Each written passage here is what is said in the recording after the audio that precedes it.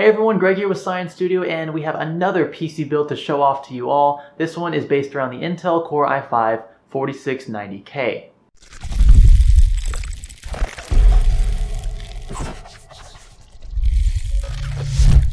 And before you think anything else, yes, that thing is overclocked currently to 4.4 gigahertz, and you're thinking, oh, come on Greg, you can push it a bit more.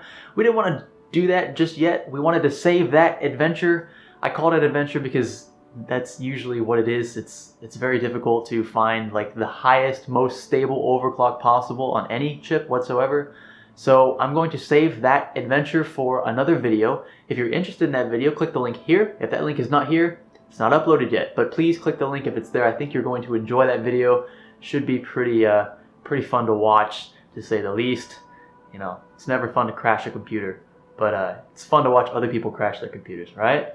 So what else is this rig packing? Well, other than the fact that it already has that i5 4690K in there, we've also got an ASRock Z97 Extreme4 LGA 1150 motherboard. You've seen this one in the past. It's got Dr. Debug on the bottom. It's got support for AMD Crossfire and NVIDIA SOI. Pretty much the works. Everything you can think of that a motherboard should have, it probably has. The rig's also packing two 4GB sticks of G.Skill DDR3, clocked at 2133 MHz. We are currently running at that frequency in here. Just, you know, turned on XMP profile, ready to go in that case.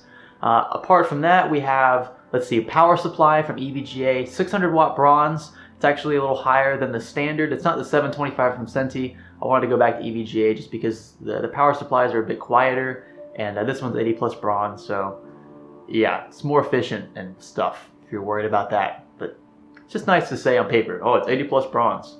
It's gonna save you like $2 a year on your power bill. Okay, maybe not $2, maybe a little more than that, but you get my point. Handling the graphics side of things is an EVGA super clocked NVIDIA GTX 960 4GB edition. This one is, it's similar to the Zotac one that I had in an older video. This one's actually a bit longer. It's a bit more conservative with, you know, when it turns its fans and when it doesn't. And all I did with this one was just paint the backplate. I do like the backplate. I don't think I'm ever going to buy a graphics card that doesn't have a backplate from this point on, just because I really like backplates, and I hate seeing just the circuit boards on. It doesn't blend with my cool white and black color scheme that I typically go for. So that's particularly why I chose this one. Plus, I got it for a good price on Amazon, so you know that always helps make my decision a bit easier. In terms of storage, we have an ADATA 120GB solid state drive just for our boot drive. Things boot up in like 5 seconds. It's pretty awesome. And then that typical Western Digital Caviar Blue 320GB storage device for my games and whatnot. I don't have many games on there, so I don't need a lot of storage, but if you're trying to build a rig similar to this one, you have a lot of games in your Steam library, go for that 1, 2, or 3 terabyte Western Digital model. Like I say, I always go Western Digital because they're freaking reliable. That's what they are. They're just reliable. Take my word for it.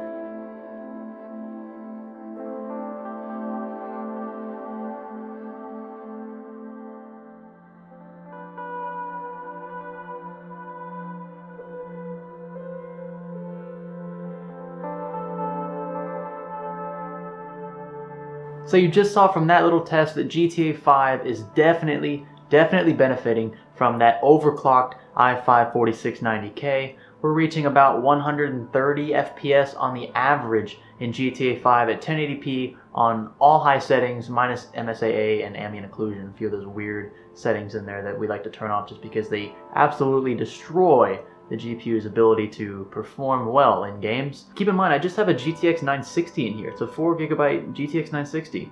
That's not like a card that is known for producing frame rates above 100 FPS at 1080p.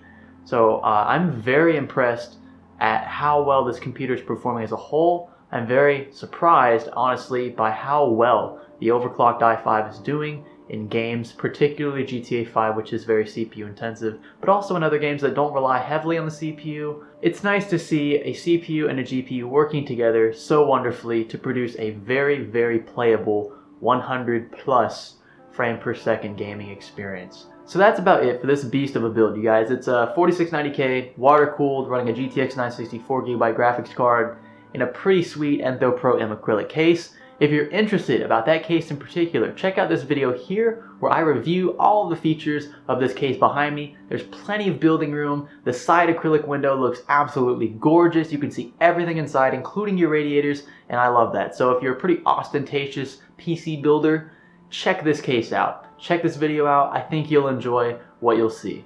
So that's it, everyone. You know the routine. Like or dislike. If your feelings are more complicated, comment down below, start discussions. I'm going to get involved as much as I can. I appreciate the growing community. Be sure to subscribe if you haven't already. We post a lot of videos like this, a lot of techie, sciencey videos, things you're interested in. Be sure to leave comments also about what you would like to see in the future.